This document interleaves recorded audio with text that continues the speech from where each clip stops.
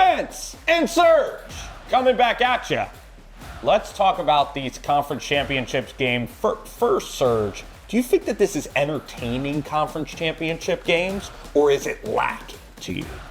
I think that from the at-home fan, it's probably one of the more entertaining weekends because it's just new teams in there. Like Seattle hasn't been back since they lost to Brady. Right. All these different things. But from the diehard fan, it's a shame you have question marks at quarterback for both conference championships in terms of health. One is completely missing their quarterback in the Broncos. Nix. The Seattle Seahawks, they have the oblique injury to Sam Darnold. You just don't want to see teams not at 100%. Like, don't get me wrong, everybody's going to be hurt in the playoffs. At some point, no one is 100% this time of the year.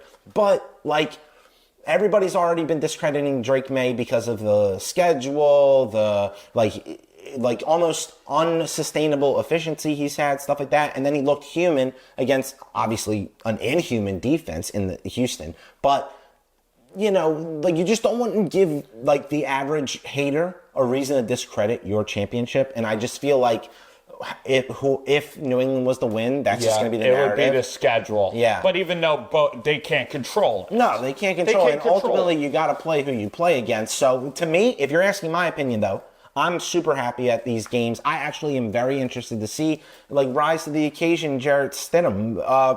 Bill Belichick picked him to be the successor to Tom Brady. Whether you agree with that or disagree with that, there's something to be said with, here's your chance to prove that, right? Listen, and that's exciting. He's a quarterback that can sit in the pocket. He has very Game good manager. Mechanics, but I even think he has a good arm, and I never understood why Stidham wasn't a solid NFL quarterback. I liked him so much out of Auburn, out of Baylor. Remember, he was a stud that one year with Art Browse. He's out of Stevensville, Texas. He was a 4-star recruit, so I followed Stidham's entire journey. Yeah. I think that decision-making he lacks. He sees the game slowly. He has no mobility, and he also doesn't have that dog in him like Bo Nix.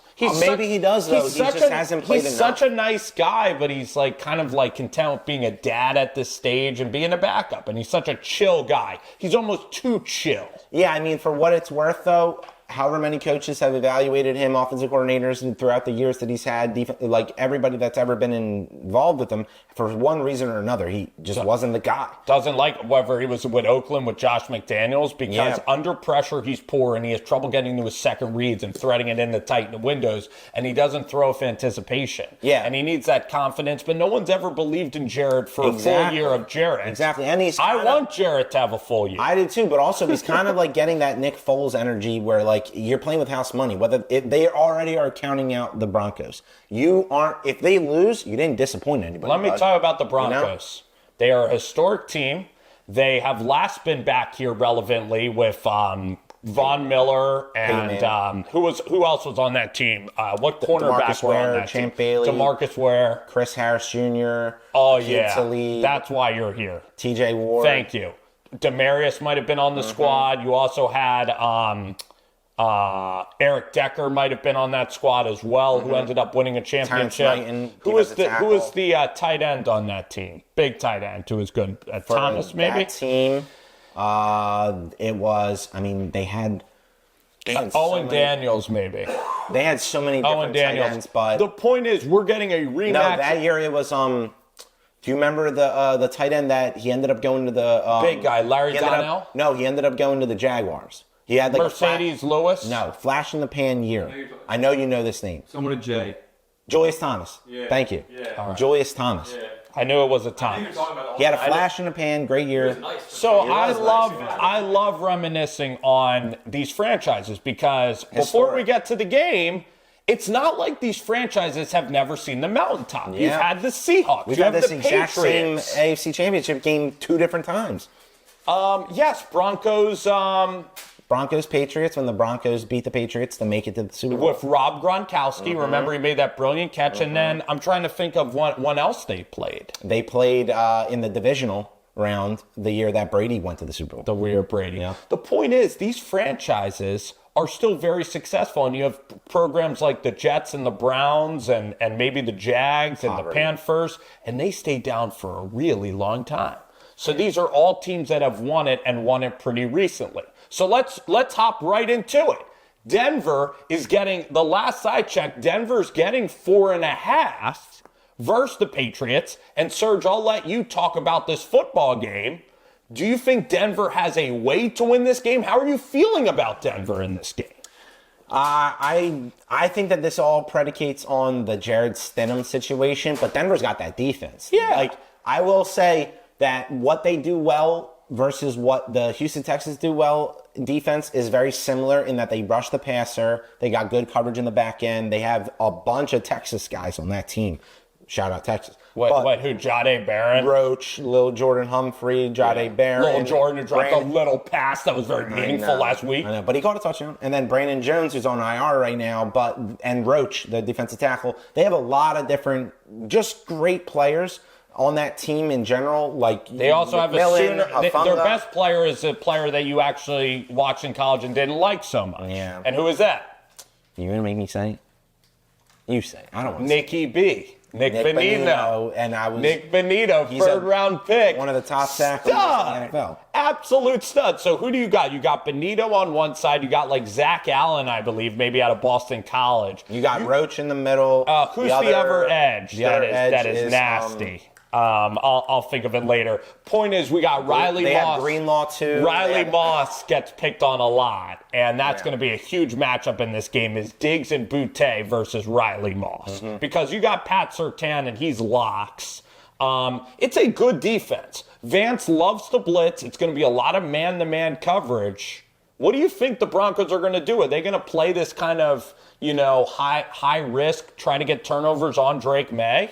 Is that how they're going to play it? Yeah, I mean, I think that they're going to basically force them that they air the ball up, and that air's thin. Maybe one reason why that pass didn't get to Josh Allen, that air just floating up there.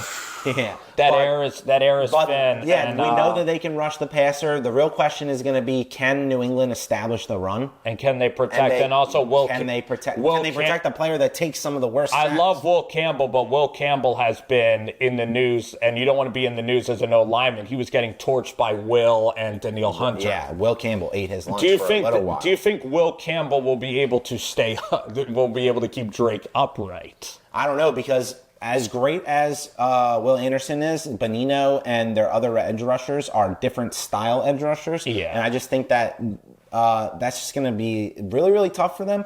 Ultimately, again, this game doesn't rely on, can they win a game by just maybe Patriots offense collapsing to the defense? Possibly, but Jarrett Stidham's going to have to make some plays because the New England Patriots have a pretty good defense and a great defensive mind in Vrabel. And I love how New England, late in that game versus the Texans, I loved how they put the game on ice by running the football. Oh, yeah. They had that 7 or 8 minute drive, and that's what I love the most when I think about playoff football is can Stevenson really run the football? That's why I kind of am agreeing with you. I'm leaning New England because Jarrett's going to have to make some big boy throws. And really, I think Jarrett needs to score 24 to win the game. Yeah. Picking this game was not easy. Even though a lot of people think that, you got to go New England. It's super obvious. They're hopeless without Bo Nix. And where do you think the sharp money is on this game? Well, the sharp money right now currently is the over-under is 40.5. The sharp money is on the over. But it's also with Denver. Yeah, because the public is all over New England. The line opened at 5.5, so it has gone down. The Sharps are banging Denver this week. They are, because they believe that the public knows nothing. And I think that says something about, what do they know? You know what I mean? Because, again, Jarrett Stidham limited. I think it's the pass rushers. I think so, too. And I really do think that Denver I don't wish injury on anybody, but with the injuries, I think there was a couple moments where McLaughlin got injured, had to go into the tent last week, but they were forced to give R.J. Harvey the ball more. And I just think that that's your best runner. You should be giving him the ball all the time. R.J. Harvey? Yeah, R.J. Harvey. I had him in fantasy. He should be your 3-down runner. Believe it or not, he's really, really good at catching out of the backfield. He can run between the tackles. He's a little undersized. He's but very undersized. UCF, that's a problem. I think that he's a good running back. I love R.J. Harvey too. I think that they have a lot of weapons. I don't know. We'll see who's injured, who's going to be available for them. Pat Bryant got hurt in that game How about Franklin? Franklin, yeah. They got to get these guys back. Bryant's a stud out of Illinois, and then Troy played with Bo Nix, and now Bo Nix is not going to be there. Bo Nix will be up there. 26-21, Patriots survive and win. I'm taking New England. What about you, Serge? Well, I was waiting to give my answer because very unpopular opinion, but I like 30-27 Denver. Denver! You believe in Stiddy. I don't, it's not. Steady scent. It's not steady scent. It's, for whatever reason, I have vivid memories of Drew Brees giving Tom Brady some butt whoopings in the regular season. And the offensive mind that was doing that was Sean Payton. And I think that Sean Payton is a much more battle-tested coach than Vrabel. Vrabel is a defensive mind. McDaniels is great, but can Drake May do that under pressure? But who's going to be executing those Sean Payton-like plays? Stidham. Possibly. So why aren't you giving Stidham credit? I'm not yet. I don't know yet. We'll see. Right now, he hasn't given me a reason to give him credit. But he's penciling in Denver. I do have Denver winning. I think Denver's going to make that would be a big-time upset. I'm going to take New England. I kind of hope that he's right, though. It would make for interesting Super Bowl content. Hey, I wouldn't be a real Eagles fan if I didn't believe that they can do what we did with a backup quarterback. Granted, Nick Foles has also shown it being in the NFL record books, most touchdowns during 27-2. Yeah. Absolutely. We will be back to preview Rams.